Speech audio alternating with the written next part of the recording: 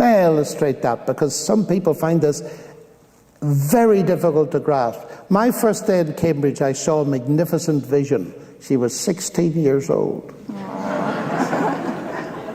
And she was beautiful. So I decided I would marry her. So I came to her and I presented her with a book of rules. It's called a cookbook. And I said to her, you know, Sally, I'd like to marry you, but of course I couldn't accept you now.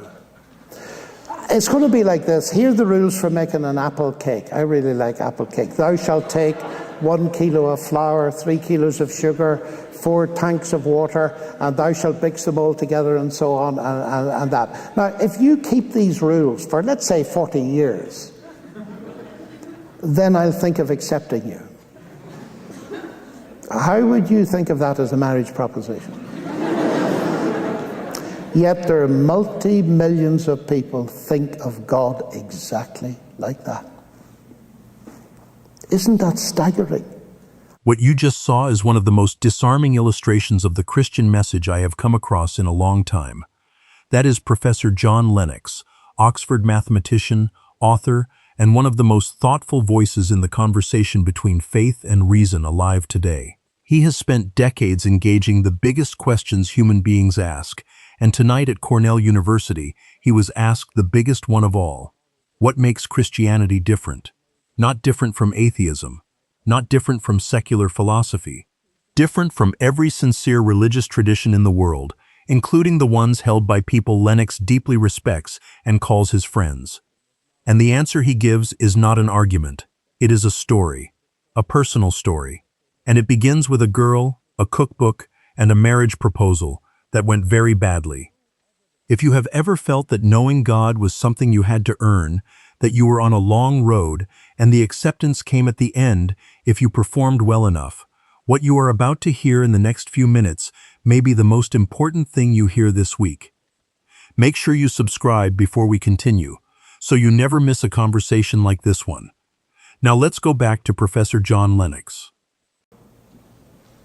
My Jewish friends believe that Jesus died and didn't rise. My Muslim friends believe he didn't die. I believe he both died and rose. It's logically obvious all three of those cannot be true. So there's a historic, and by the way, I've never had any difficulty with my Muslim and Jewish friends, whom I honor, in discussing these things, because they will say exactly the same. They recognize those differences, and also recognize, many, that those differences have to be settled. You have to decide on the basis of evidence. And I would encourage you, wherever you stand, check out the evidence, because faith, if it's going to mean anything, has got to be evidence-based. But now there's another way of approaching things. Many of my friends tell me religion is like Cornell University. It's got an entrance gate. I don't mean a physical one, I mean an exam, or some sort of thing that you get in. Ceremony, you get in. And then there's a way, the Cornell way. And you better keep on it if you're going to get a degree. And you've all sorts of nice professors, like Professor Avery, to help you. But you know, however nice she is, she can't guarantee you're going to get a degree at the end, can you? Well, they can always ask me. Yeah, but you can't guarantee it. No, it's true. Because there's a whacking great gate at the end, and it's called final exams. You've heard of it? Yeah. Now, the whole basic principle of Cornell University is merit, and rightly so. Many people think that that's religion. That you've got an entrance ceremony, some sort of initiation, right? You've got a way, you've got gurus or something to teach you. But in the end, there's some sort of final assessment, and the whole thing depends on your merit. Now, I would not want anybody to go away with the impression tonight that that's what Christianity is, because it isn't. Ladies and gentlemen, this is dramatic to my mind. That is what many people think Christianity is, along with every other religion. But Christianity starts not with a ceremony, but with a person that says, I am the door.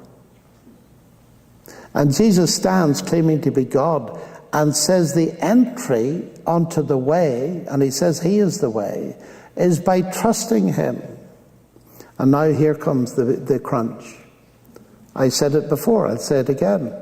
He that believes my word shall not come into judgment. What?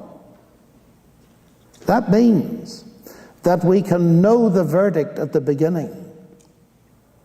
That's dramatically different from all other philosophies or religions. Let me put it this way, ladies and gentlemen. Jesus Christ competes with no one because he offers something that no one else offers. That is forgiveness, known now, so that you're not on the way hoping to get in at the end. You've already been received. May I illustrate that? Because some people find this very difficult to grasp. My first day in Cambridge, I saw a magnificent vision. She was 16 years old. And she was beautiful. So I decided I would marry her. So I came to her and I presented her with a book of rules. It's called a cookbook. And I said to her, you know, Sally, I'd like to marry you, but of course I couldn't accept you now. It's going to be like this. Here are the rules for making an apple cake. I really like apple cake. Thou shalt take 1 kilo of flour, 3 kilos of sugar, 4 tanks of water, and thou shalt mix them all together and so on and that. Now, if you keep these rules for, let's say, 40 years, then I'll think of accepting you. How would you think of that as a marriage proposition? Yet there are multi-millions of people think of God exactly like that. Isn't that staggering? I would have insulted that girl if I'd said that. What is the secret of my marriage? I've been married 45 years. What's the secret of it? That right at the very beginning, I accepted her unconditionally and she me. So now, to keep the cooking analogy, she cooks not to gain my acceptance, but because she's got it. And that's all the difference in the world. Ladies and gentlemen, I said this the other night to a crowd like you. I don't go around the world talking about God and science and these topics to gain God's acceptance. I do it because I've already got it. And that is, in my experience of the world, utterly unique. The question is it true? And that's something that you have to decide. Thank you very much. Take a moment with that, because what John Lenox just described is something most people, including people who have sat in church their whole lives, have never heard explained quite that clearly. Look around at every serious attempt human beings have made to connect with something greater than themselves. Every one of them, without exception, is built on the same foundation. Here is the path. Here are the requirements. Walk it faithfully enough, long enough, well enough, and at the end, you may be found worthy. That is the cookbook. That is the 40 years of apple cake. And then there is this. One figure in human history who does not say walk the path and hope for acceptance at the end, but who says, and Lenox quoted it directly from the Gospel of John, he that believes shall not come into judgment. The verdict first, the journey after. Not striving toward acceptance, living from it. Lenox put it simply and personally. He does not travel the world speaking about God in order to earn God's favor. He does it because that favor is already his, freely, completely, without condition. That is not a religious system. That is a relationship. And the only question Lenox leaves us with, the question he says each person must answer for themselves, is simply this. Is it true? Not is it comforting, not is it beautiful, not is it useful, is it true? Because if it is, everything changes. If this conversation moved something in you today, share it with one person who needs to hear it. Leave a comment below and tell us what landed most. We read every single one.